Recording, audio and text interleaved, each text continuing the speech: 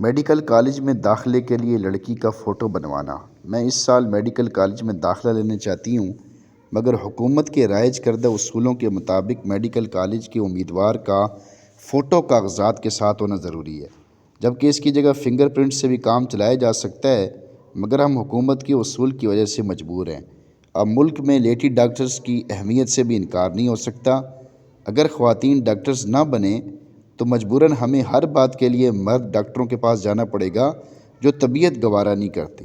اس سلسلے میں قرآن و حدیث کے حوالے سے کوئی حل بتائیے کہ اپنے کہنے سننے والوں کو مطمئن کیا جا سکتے، اور اس سے زیادہ اپنے آپ کو، یعنی سب سے زیادہ تو اپنے آپ کو مطمئن کرنا ضروری ہوتا ہے۔